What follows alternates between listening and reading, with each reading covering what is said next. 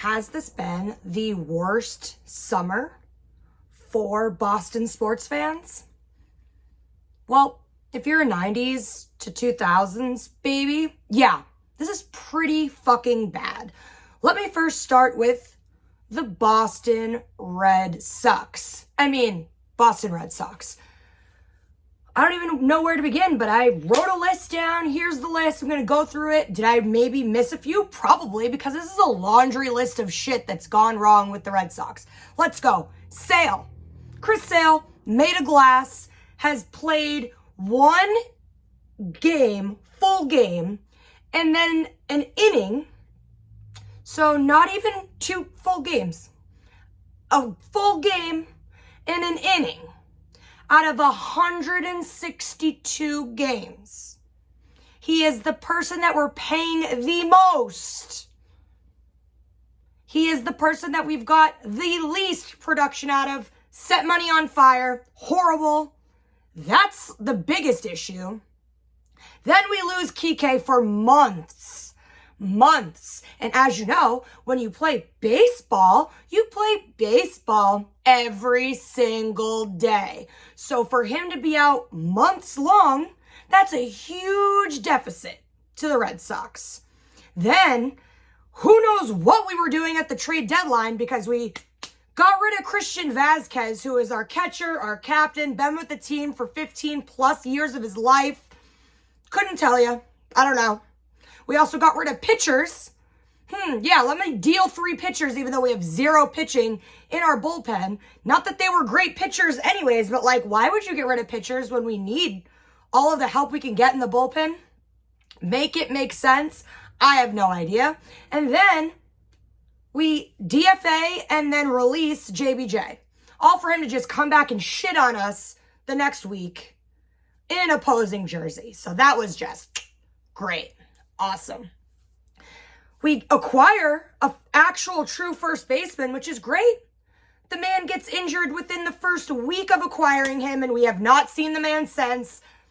0 idea where this man has gone. We lose Trevor Story, our new signing, 5-year deal. He is a true shortstop. However, he is playing second base. We lose him not once, but twice to injury. Again, just not consistently inconsistent. There were no consistencies throughout the entire year. Our lineup has been ridiculous. We've been having people come from Worcester, come from the minors, come from wherever to play. Might as well got them from Mars, because everybody and their mother threw on a jersey and tried to play some sort of awful version, terrible version of baseball this summer, this season, this Red Sox season. It's been terrible. I think the most embarrassing, if all of those things weren't enough, the most embarrassing would be Jarren Duran. He was promising at first, but to lose a routine fly ball in center field and then not even try and chase after it, which causes an inside the park grand slam, is the most embarrassing thing as a professional Major League Baseball player. I think that takes the cake, maybe. I don't know. All of these things really tie for first for the most horrible season I've ever seen to date. Ultimately, by the way, they lose that game 28-5. Football scores in a baseball game. I want to throw up everywhere. And of course, I was sitting right behind home plate to witness the whole thing live, while I got Toronto fans chirping in my ear. And then you have good old Aaron Judge on a mission to get the most home runs in a season, breaking records while facing us, of course. It's always against us where someone has some sort of monumental life moment. It's always against us. So, to recap, we have no pitching. We didn't have any of our real starters play. The people that we did have were hurt or slumping or just couldn't remember how to play defense, couldn't remember how to swing a bat. Not even a 500 team right now. Nowhere near the wild card. Last in the AL East. Embarrassing me every day. And we will not be making the postseason. Their last game is October 5th. That is all. I am not wasting any more breath on the Red Sox. Moving on to the Celtics. Now, this was I'm just going to say that we're cursed. Bad luck. Let's call it the fact that this is karma from how badly they treated IT4, Isaiah Thomas. I swear that it has to be that. We have our mascot. His name is Lucky. But we have nothing but bad luck happening to us all the time. Just when we thought there was like a glimmer of hope, right? Because they were 2 wins away from the whole entire NBA Finals, but fell short because they were an inexperienced team that really lacked depth in the postseason. And they went up against the Warriors, who are clearly a powerhouse and have been there before and clearly know how to win and clearly know how to win a championship. And obviously we were dealing with a lot of young players that have never been there before, so they didn't understand it, ran out of gas, and it is what it is. I'm not making excuses. It's clearly what I observed. Anyways, moving on. After coming off that, right, and they just had high expectations. It was going to be a revenge tour. They wanted to fight their way back to the NBA Finals again to, repeat what happened the year before because everyone counted them out. No one expected them to get as far as they did. Rookie head coach, young team. People were trying to say that there were issues between the Jays, that the Jays weren't gelling, all this stuff, right? They got as far as they did, just short of it, and they got a taste of what the finals was like, and they want to go back. Well, they tried to pick up some additions in the offseason, and they did. They picked up Malcolm Brogdon from the Pacers, and they picked up Danilo Gallinari, and we were really excited about this. Sadly, and prayers go out to Danilo Gallinari, and, I hope that he heals quick and, takes all the time that he needs and comes back 100% healthy, but he ended up tearing his ACL playing in Italy in the summer. I know that a lot of people are sensitive about this topic because they want people to be able to play for their countries. Obviously, I get it. I get the pride with that. I get the respect with that. I totally get it. But if the majority of your money is coming from the NBA, there should be something in the clause where, if you get hurt, you can't get paid this and you get penalized this because you're putting your team at a disadvantage. Because you're supposed to be playing 82 games regular season with your team for the NBA, and now he can't play any of those games because he is out for the entire season. He didn't even play 1 minute in Celtic green, okay? So that's a huge disadvantage.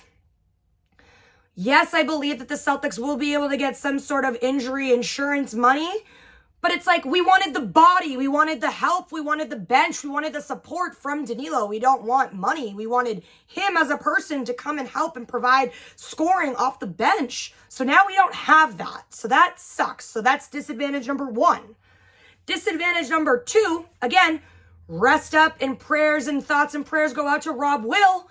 But it's bro, someone explain the logic to me as to why he's getting surgery days before training camp and then isn't available for now 8 to 12 weeks. Why? Why didn't he do this back in July, August? Why now? I don't understand the timeline or the logic of that. It doesn't make sense to me at all. I don't know if they were trying to say just rest, wait and see if it heals itself. But it's that was months ago. I don't know. I want him to be as healthy as possible. Don't want to rush him back. If he's not good to go after 12 weeks, don't force it.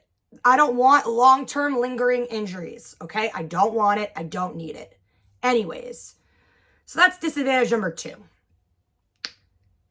Now, I don't really want to speak on this much because, again, we don't have all of the information. This last disadvantage, nobody saw coming, okay? Nobody. We were all completely blindsided.